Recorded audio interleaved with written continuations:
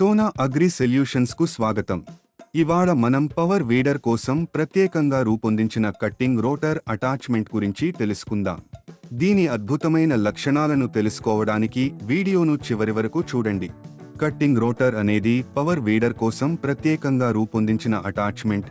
ఇది వ్యవసాయ భూమిలోని కలుపు మొక్కలను సమర్థవంతంగా కత్తిరించడంతో పాటు మట్టిని పోలిష్ చేస్తుంది.